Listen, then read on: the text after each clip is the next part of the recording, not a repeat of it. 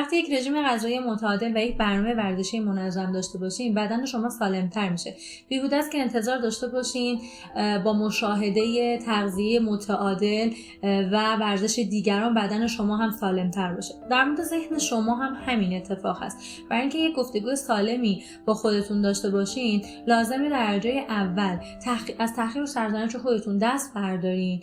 امید و آرزو در یک مکالمه درونی خوب اتفاق نمیفته. این شما هستین که اون رو ایجاد میکنین. وقتی صبح از خواب پا میشین، گفتگو با خودتون شروع میشه. بنابراین میتونین تصمیم بگیرین که گفتگوی سالمتری با خودتون داشته باشین.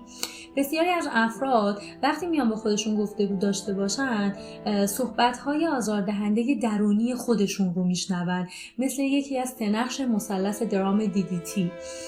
دقیقاً. بنابراین و وقتی همه چیز داره خوب پیش میره، به خودتون چیزهای محبت آمیز میگین، اما با اولین نشونه از یک مشکل آزار و اذیت کننده شما خودتون رو متقاعد میکنید که یک واقعه قریب الوقوعی در گوش و کنار داره اتفاق میفته.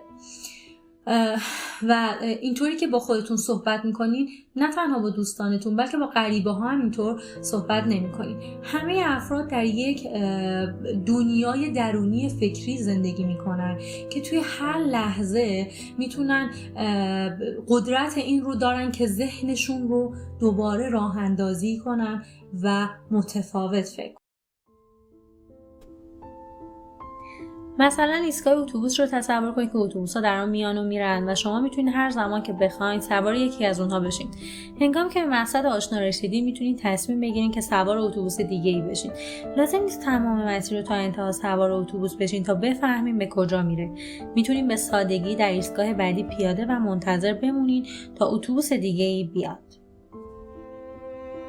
افکار شما هم همینطوره. لازم نیست که تا آخر خط با فکری پر از درام پیش برین. شما میتونین انتخاب کنین در هر لحظه از افکار جدید استفاده کنین. با من سخن بگو، با من حرف بزن.